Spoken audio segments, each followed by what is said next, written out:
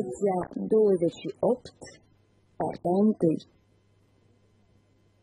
Completați următoarele propoziții în limba engleză cu cuvintele și expresiile potrivite. Ar trebui să pleci în acest moment. You should leave this instant.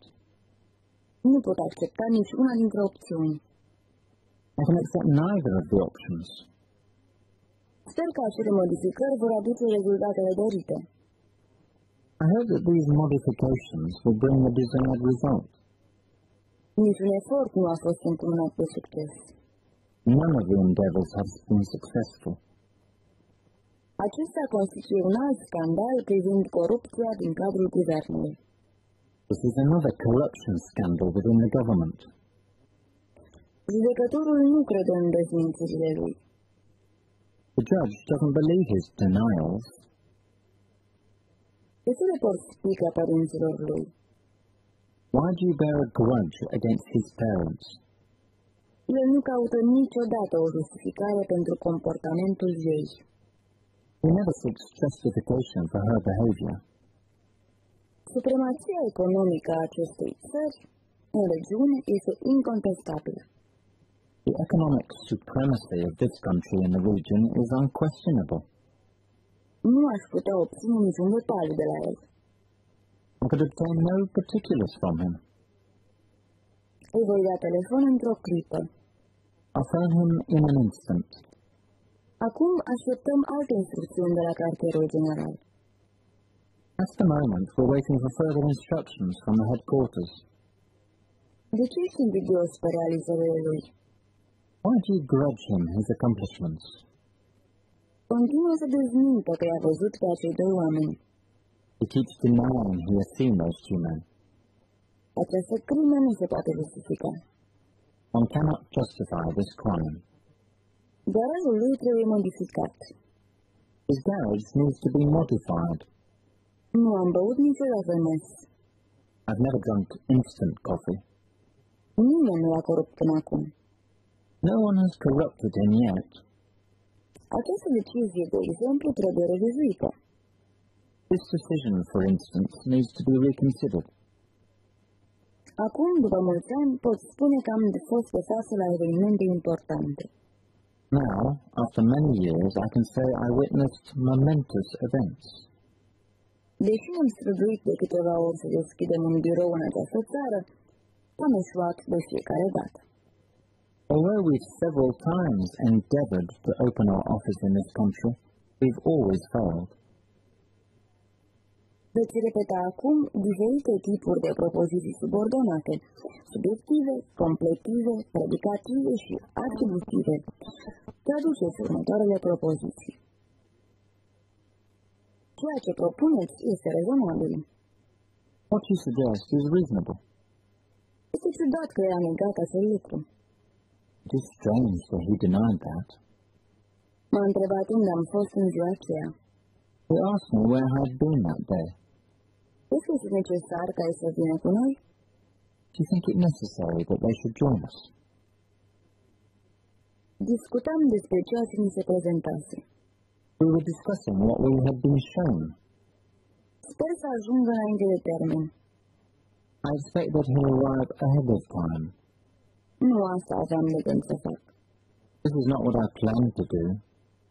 Ceea ce am văzut a fost impresionant. What I saw was impressive. Poți să-i spui cum vrei. You may call it what you like. L-am lăsat așa cum l-am găsit. I left the item as I had found it.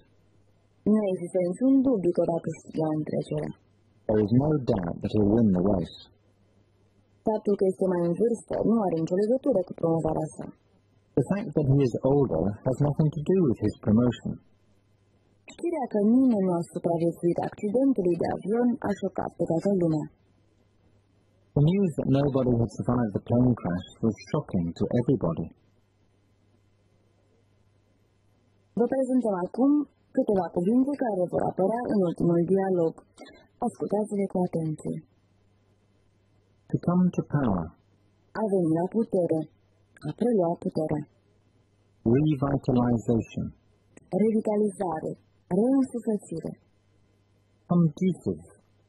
Favorabil, care duce la, care cauzează. To boost. A ridica, a mări, a intensifica. Crime rate. Rata criminalității. Extortion. Extorcare, stoarcere, jecmănire. Merely. Doar, numai. Juvenile delinquency. Delicvență juvenilă. To contend with. A lupta cu, a combate. Tangible. Tangibil, palpabil. Real, material. Clar, evident. Charges. Sarcini, îndatoriri. Acuzare, acuzație, taxe. To bail out. A elibera, scoate, pe cauțiune. Parole. Cuvânt de onoare. Eliberare condiționată. To dispel. A împrăștia, a risipi. Ascultați cu atenție următoarele propoziții în care apar și cuvintele noi. When did that party come to power? Când a venit la putere acel partid? The economy needs revitalization. Economia trebuie revitalizată. They have no conditions conducive to proper intellectual development. Ei nu dispun de condiții favorabile dezvoltării intelectuale corespunzătoare. This should boost production. Asta ar trebui să mărească producția. The crime rate has increased by 20% since 1990. Rata criminalității a crescut cu 20% din 1990. Extortion is severely punished in this country. Extorcarea este pedepsită drastic în această țară. This criminal was nearly 17. Acest delinvent avea doar 17 ani. There has been a steady increase in juvenile delinquency for a few years. De câțiva ani s-a produs o creștere continuă a delincvenței juvenile. They have many problems to contend with. Trebuie să lupte cu multe probleme. The police have no tangible proof against him. Poliția nu are nicio dovadă concretă împotriva lui. What charges is he facing?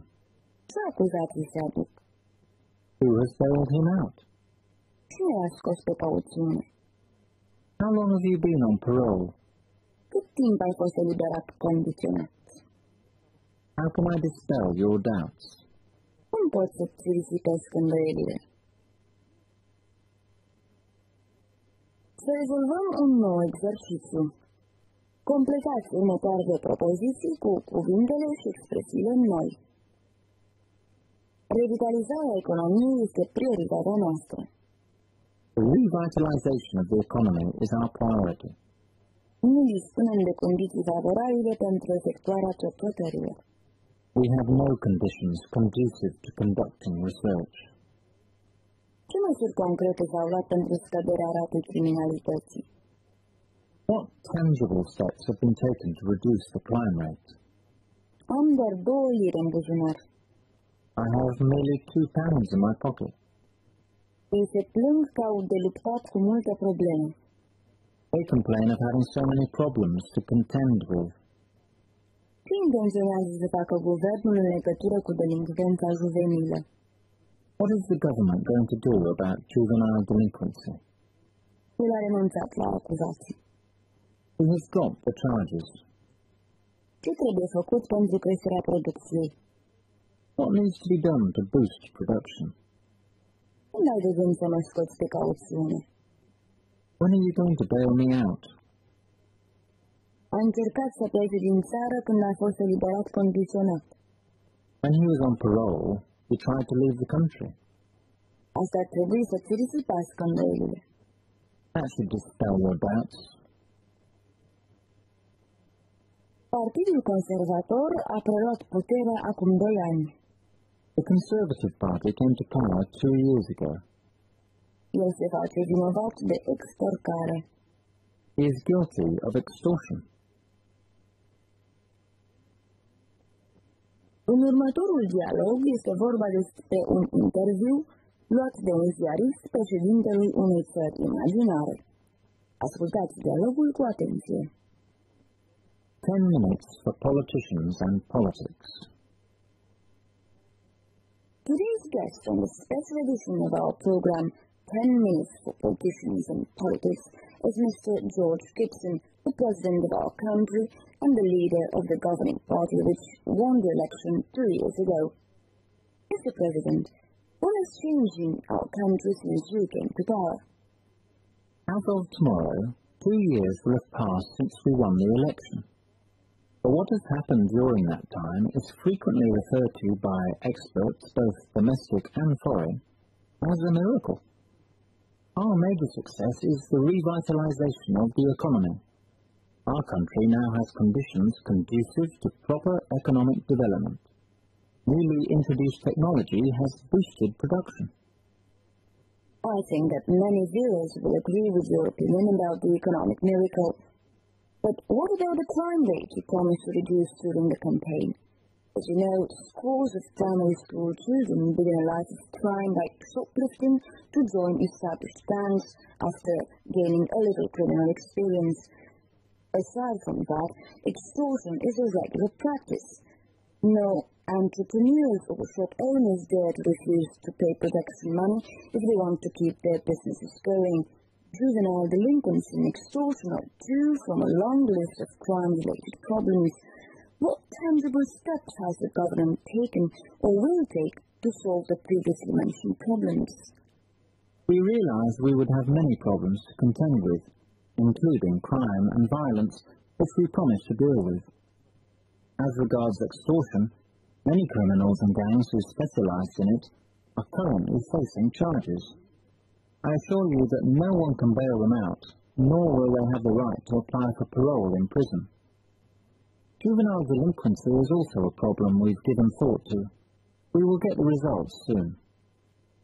Mr. President, thank you for coming to the studio and for reassuring us. I think you've dispelled some of our doubts. For the next half an hour, President Gibson will be available to answer your phone calls. You can phone us at 122-8375. Thank you and goodbye. Traduceți propozițiile următoare în care apar cuvintele și expresiile noi. What has changed in our country since you came to power? Ce s-a schimbat în țara noastră de când ați venit la conducere? Our major success is the revitalization of the economy. Succesul nostru major îl reprezintă relansarea economiei. Our country has now conditions conducive to proper economic development. În prezent, țara noastră dispune de condiții favorabile dezvoltării reale a economiei. Newly introduced technology has boosted production. Tehnologia recent introdusă a făcut ca producția să crească. But what about the crime rate you promised to reduce during the campaign? Dar ce spuneți despre rata criminalității pe care, în timpul campaniei electorale, ați promis să o reduceți? As you know, scores of primary school children begin a life of crime by shoplifting, to join established gangs after gaining a little criminal experience. După cum știți, zeci de elevi din școala primară își încep viața de delincvenți prin furtul din magazine, pentru a intra în bande bine cunoscute, după ce au câștigat puțină experiență în domeniul criminalității. Aside from that, extortion is a regular practice. În afară de asta, extorcarea reprezintă o practică frecventă. No entrepreneurs or shop owners dare to refuse to pay protection money if they want to keep their businesses going. Niciun întreprinzător sau proprietar de magazin nu are curaj să refuze plata taxei de protecție dacă vrea să-și continue afacerile. Juvenile delinquency and extortion are merely two from a long list of crime-related problems. Delinvența juvenilă și extorcarea reprezintă doar două probleme legate de criminalitate dintr-o listă lungă. What tangible steps has the government taken or will take to solve the previously mentioned problems? Ce măsuri a luat sau va lua guvernul pentru a rezolva problemele menționate anterior. We realized we would have many problems to contend with, including crime and violence, which we promised to deal with. Ne-am dat seama că vom avea de luptat cu multe probleme, inclusiv cu crima și violența de care am promis că ne vom ocupa. As regards extortion, many criminals and gangs who specialize in it are currently facing charges. În ce privește extorcarea, mulți delincvenți și bande specializate în acest domeniu sunt puși sub acuzație. I assure you that no one can bail them out, nor will they have the right to apply for parole in prison. Vă asigur că nimeni nu va putea elibera pe cauțiune și nici nu vor avea dreptul la eliberare condiționată din închisoare. I think you've dispelled some of our doubts. Cred că ne-ați risipit unele îndoieli. Răspundeți la următoarele întrebări. How much time will have passed as of tomorrow since the last election? As of tomorrow, 2 years will have passed since the last election. What is the major success of the President's party? Its major success is the revitalization of the economy. What has boosted production? Newly introduced technology has boosted production. Is extortion a regular practice? Yes, it is. What did the President's party realize? The President's party realized they would have many problems to contend with, including crime and violence they promised to deal with. What are many criminals and gangs who specialize in extortion currently facing? Many criminals and gangs who specialize in extortion are currently facing charges. Who can bail the criminals out? No one can bail them out. Acum traduceți următoarele expresii în limba engleză. A veni la putere. To come to power. Relansarea economiei.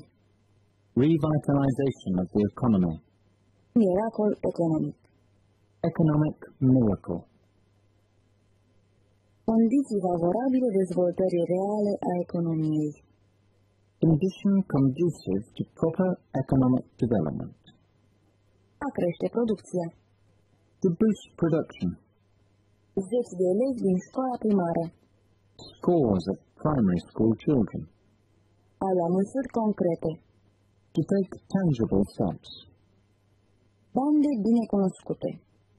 Established gangs. A elibera pe cineva pe cauțiune. To bail someone out. A solicita eliberarea condiționată. To apply for parole. A risipi îndoielile. To dispel doubts. În afară de asta. Aside from that. Vom discuta despre the future perfect tense. Sfarsitul continuu al acestui timp verbal, precum și despre diferențele dintre shall și will. La persoanele a doua și a treia singular și plural. The future past tense se folosește pentru a exprima acțiuni încheiate până la un anumit moment din viitor. Este folosit adesea cu verbe care sugerează finalitatea. Build, complete, finish. Și cu prepoziții precum by, not, till, until, plus un adverb de timp. Mai poate apărea cu verbe ca believe, expect, hope, suppose. Se mai poate folosi și verbul to be când acesta exprimă durata unei anumite stări. Iată câteva exemple. They'll have built the fence by the end of the next week. Vor fi construit gardul până la sfârșitul săptămânii viitoare. By this time next year, the bridge will have been finished. Podul va fi terminat până anul viitor pe vremea asta. By the time he arrives, I'll have finished painting the fence. Când va veni, eu voi fi terminat de vopsit gardul. I expect the research will have been completed by next Monday. Sper ca cercetările să fie încheiate până luna viitoare. In 5 days, they'll have been married for 10 years. Peste 5 zile vor împlini 5 ani de la căsătorie. Aspectul continuu al acestui timp exprimă durata unei acțiuni sau unei stări până la un moment determinat în timp. Next week, I will have been working here for 2 years. Săptămâna viitoare voi fi lucrat aici de 2 ani. In 2 days, we'll have been living here for 3 years. Peste 2 zile voi fi locuit aici de 3 ani.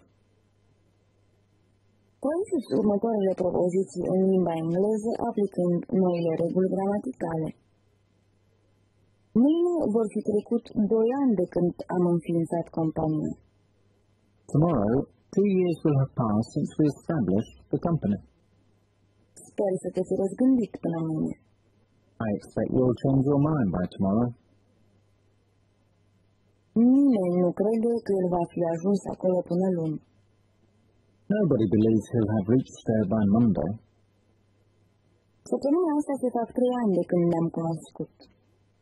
This week, we'll have known each other for 3 years. În toamna asta se fac 10 ani de când am murit tatăl meu vitreg. This autumn, my stepfather will have been dead for 10 years. Sperăm ca până la sfârșitul acestui an, construcția casei să se fi terminat. We hope the construction of the house will have been completed by the end of next year. Mâine se fac 2 zile și jumătate de când îl căutăm pe acest asasin. Tomorrow, we'll have been searching for this murderer for 2.5 days. El își va fi terminat toată treaba înainte ca tu să te hotărăști. Before you make up your mind, he'll have finished all the work. Shall Se folosește la persoanele a doua și a treia pentru a exprima promisiuni sau amenințări rezultate în urma unor anumite împrejurări sau ca decizie a unei persoane. You shall be punished. Vei fi pedepsit.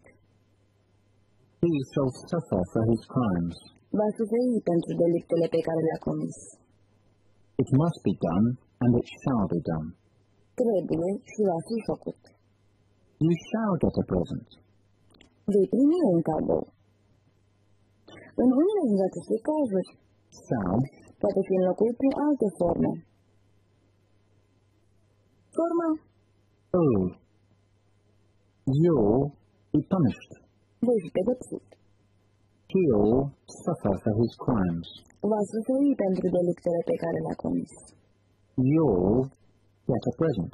Vei primi un cadou. Forma To be going to la toate persoanele care exprimă inevitabilitatea în ceea ce privește viitorul, așa cum este văzut în funcție de evenimentele și informațiile prezente. look at the clouds. It's going to rain. Privește norii. O să plouă. You're going to be punished. O să fii pedepsit. He's going to suffer for his crimes. O să sufere pentru delictele pe care le-a comis.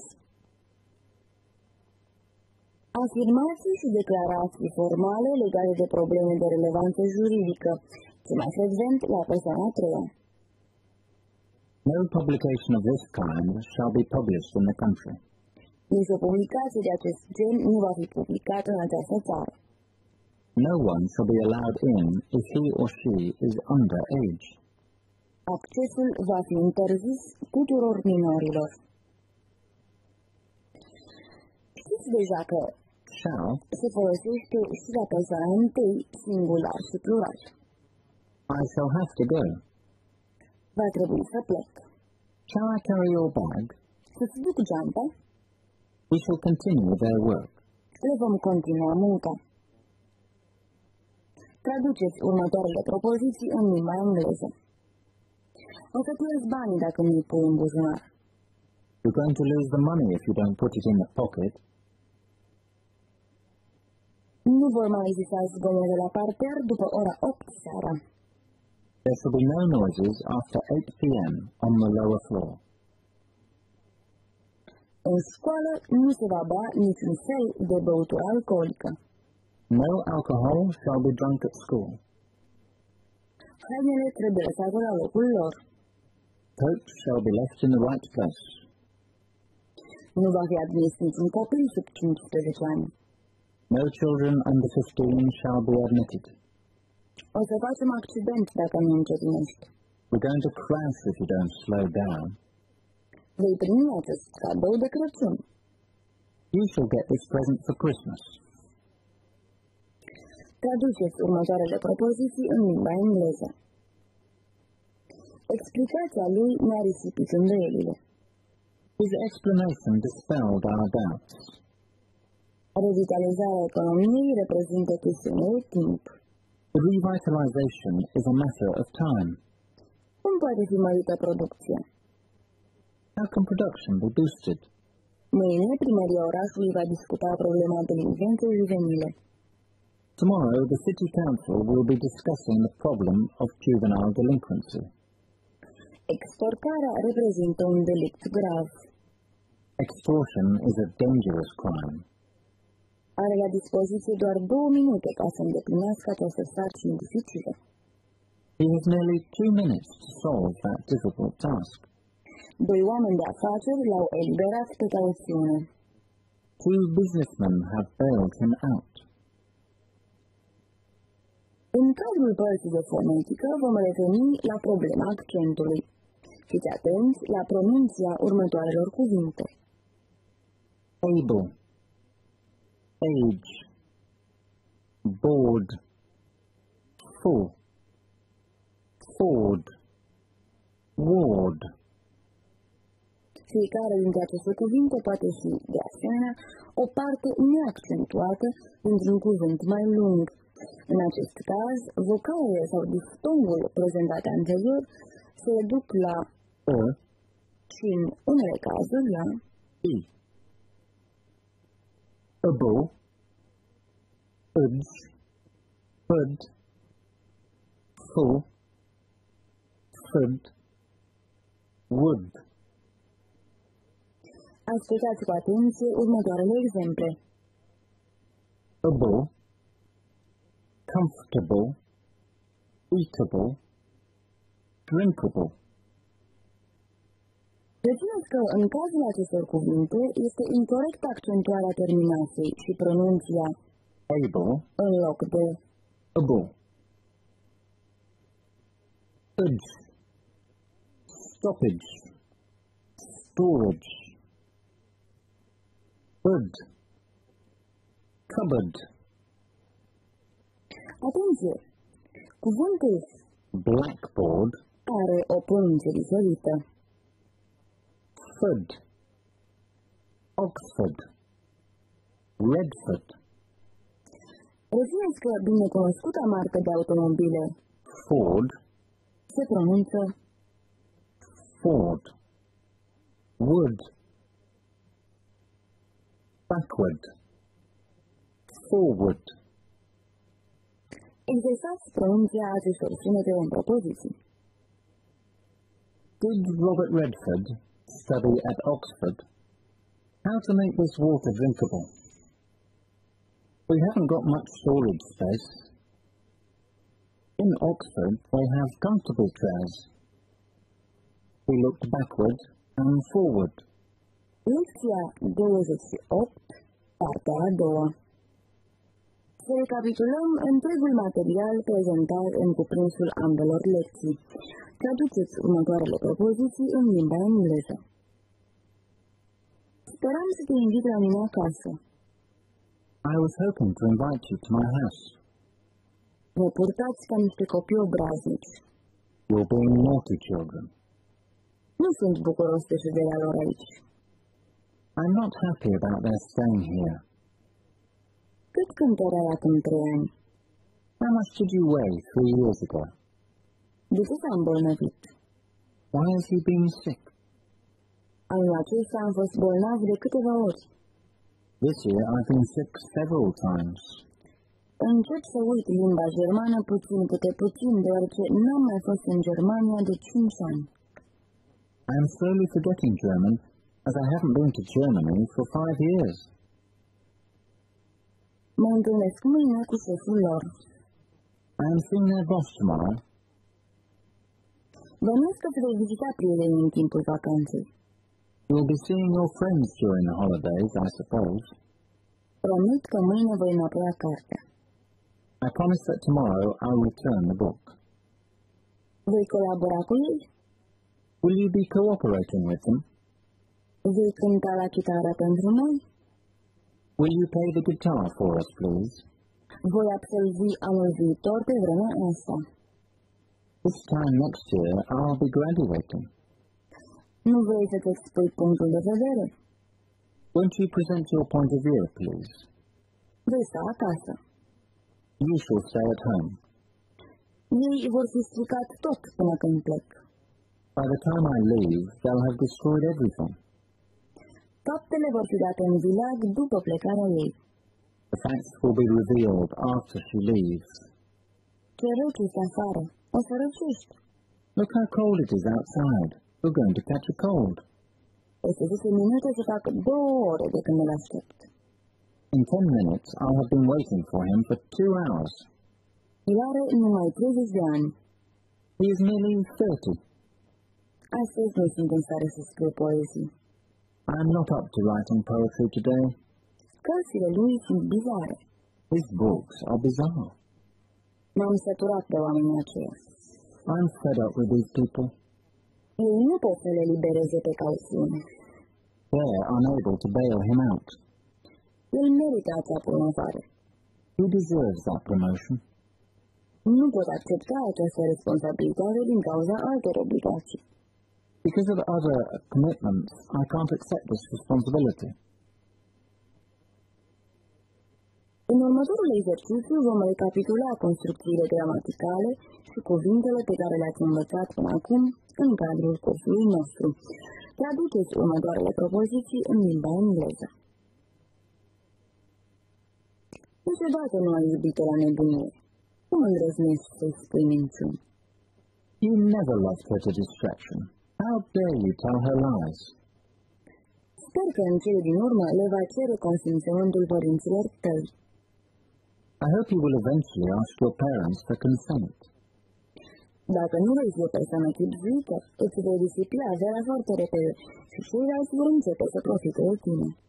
If you don't become an economical person, you'll lose your fortune very quickly, and other people will start taking advantage of you. Ce te-a făcut să le respingi cererile? What induced you to reject their applications? Mă gândesc să renunț la slujbă, deoarece salariul nu este pe măsura capacităților mele. I'm thinking of quitting the job, as my salary isn't commensurate with my ability. Soția ta ne-a făcut cu mâna. De ce ne-ai oprit? Your wife was waving to us. Why didn't you pull over?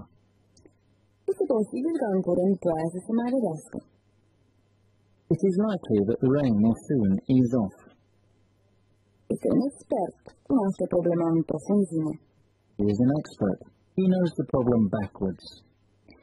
Copiii noștri vor să-și codeze mesajele rostind cuvintele invers. Our children want to code their messages by uttering words backwards. Complicele lui a fost arestat până acum. Has his complice been arrested yet?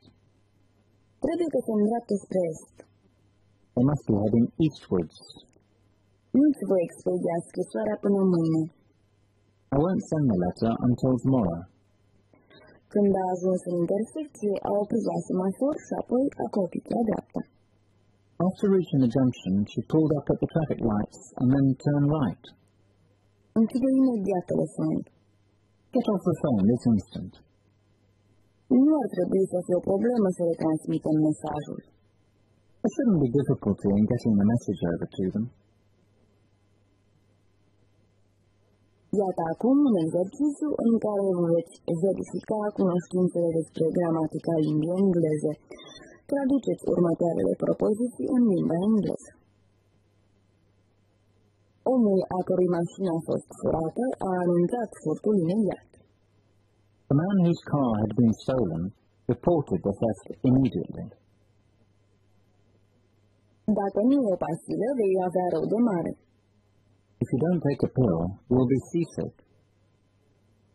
Nu există nimic care să justifice absența ta de la ședință. There is nothing to justify your absence at the meeting. În Londra ne-am cunoscut. It was in London where we met. Nimeni nu a protestat împotriva concedierii. Nobody protested against being discharged from work. Având mult timp la dispoziție, au hotărât să reia discuția despre problemele cele mai importante. Having a lot of time, they decided to discuss the most important items again. În ciuda faptului că are peste 70 de ani, este încă un bărbat chipeș. Despite the fact that he is over 70, he is still a handsome man. Greviștii își mențin cerințele în privința majorării salariilor și a reducerii programului de lucru. The strikers are still maintaining their demand for higher wages and shorter working hours. Nu era nimeni acasă să răspundă la telefon. At home there was nobody to pick up the phone. Există o creștere continuă a condițiilor de viață în țara noastră. There is a steady rise in living standards in our country. Ceea ce a spus nu a convins pe nimeni în afară de el. What he said didn't convince anybody except him. Închiderea fabricii presupune concedierea a 2000 de oameni. Closing the factory means putting out of work 2,000 people. El insistă să fie externat în următoarele 2 zile. He insists on being discharged from the hospital within the next 2 days. Trebuie să caut sensul cuvântului. I must look up the meaning of the word. După ce a intrat în cameră, a prins lumina și a văzut-o pe soția sa întinsă pe podea. Having entered the room, he switched on the light and saw his wife lying on the floor. Nu folosi piatra aceea în loc de ciocan. Don't use that stone as a hammer. Indiferent cine sună, spuneți-le că tocmai am plecat la Londra. Whoever phones, tell them that I've just gone to London. Presupun că o plimbare de 10 km ar fi obositoare pentru mine. I suppose that a 10-mile walk would be exhausting for me.